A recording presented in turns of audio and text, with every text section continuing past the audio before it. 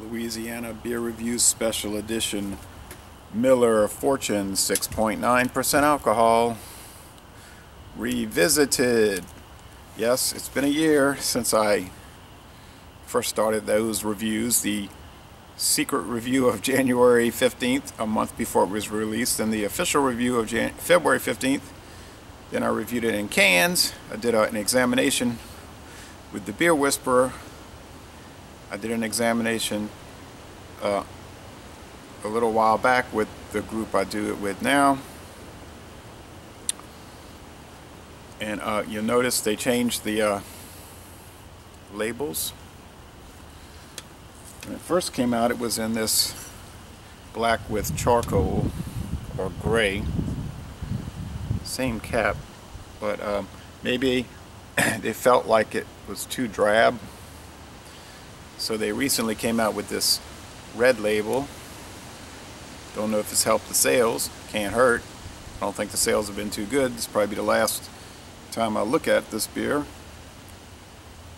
May not be in the stores much longer, although it may start to pick up. They recently, in December 2014, launched a Miller Ace in the country of India, SAB-Miller India website. They didn't get the ABV, but it's very similar. It's black and gold instead of the black and gray with red. But it's very similar in the description of how they present it. So I think it's probably the same beer as the India version. I mean, as the American version in India. I don't know. It was interesting looking at it, though, at least. Extra strong beers are, they don't say malt liquor in India. They don't have restrictive laws like that, but extra strong beers, high gravity lagers, malt liquors are popular in India. Hayward's 5000 is very big over there. There's a beer that came out in 1984 called Knockout, which is very popular. And there's extra strong versions of almost everything over there. So India is a place to go if you're into the really strong lagers, for sure. All right. They suggest a glass like this. I don't have the official Miller Fortune glass. Distributor guy said he was going to try to look for one. He said they had a whole bunch of boxes of it in the warehouse, but he must have forgotten. It's so cold it's putting a haze on here from condensation, even though it's in the 50s out here, maybe low 60s, but it's always kind of a hazy beer, mostly clear, but there's a haze to it. It's amber, really, amber lager.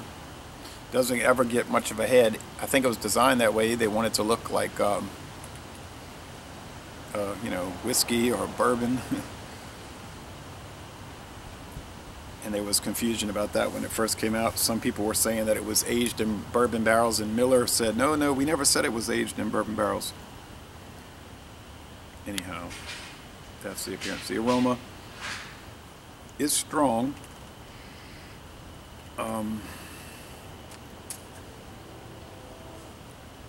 I guess the corn gives it a strong flavor.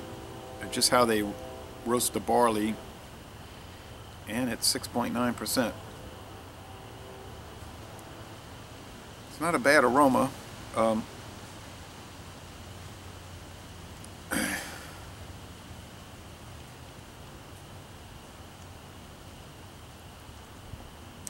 Jerry's over there working in the yard. All right,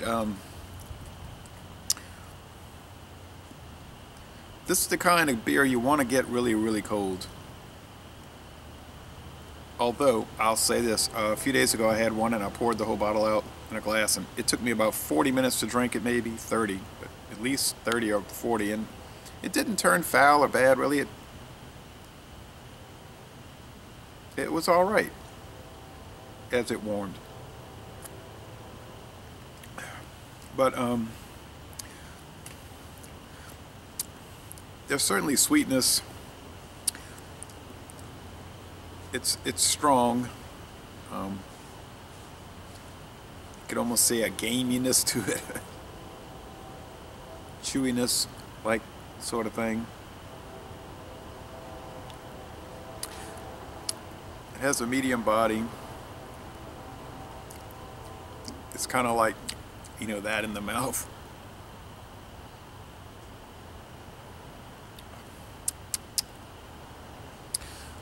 It's a pretty crisp finish. It's easygoing. It's more sippable than gulpable. It wasn't designed really for gulping. I think I had it too cold. Really, I'm saying get it cold, but then I'm questioning that while I'm reviewing it. A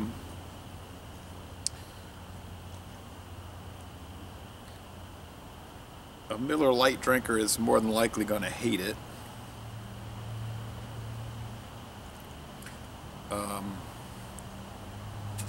A Magnum drinker might appreciate its boldness. Someone that's more into the Ice House Edge might like it. Although, yeah, they might like it because it's got that sort of harshness to it. Ice House Edge is, you know, it's a brighter beer than this. That might be a little smoother. I just don't know, you know, maybe in India, you know, they're really into the knockout and the really strong ones. When they're going out and drinking and sessioning these, they might, you know, I'm seeing some sediment.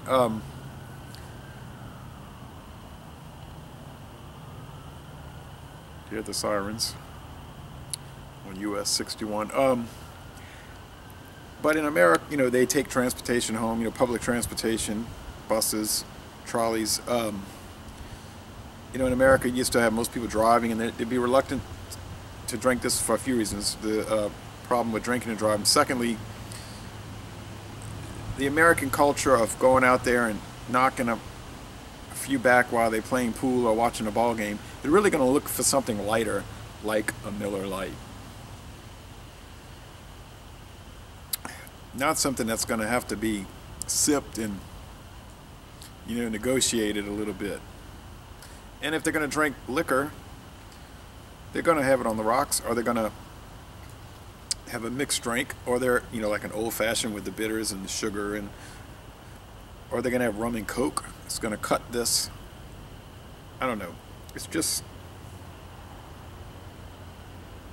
maybe it was a bad idea to make this beer, but it was their response to the Bud Light, the Budweiser Black Crown, and I don't know how successful that's been. It's not like you see a ton of people drinking it.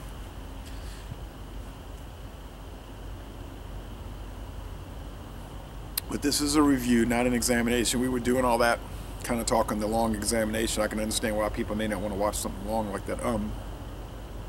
This is, you know, initially I liked it.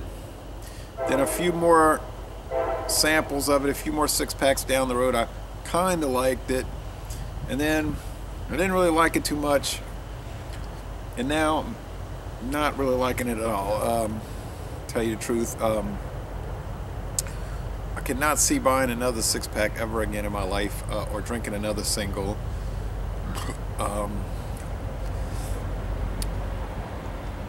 If I'm going to drink a Miller malt liquor, and I might, I think Old English 800 is better. The Old English 800 High Gravity is smoother, although too strong for me. The Ice House Edge is better. The Mickey's Ice Brewed Ale, and Magnum, all of those I think beat this. I'm not saying they threw this together and they didn't take time. Obviously they did a lot of research and they tasted it, blah blah blah, they thought it would be good. But it's kind of like Andy Gator from Ibiza. That's 8%. When I first drank that, I liked it a lot, man, yeah, and then it's alright, and then now I can't hardly stomach it. It's so harsh and nasty, you know. More so than this, though. I can't recommend this, really.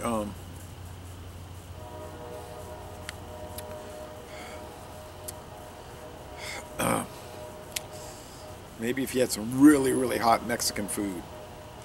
But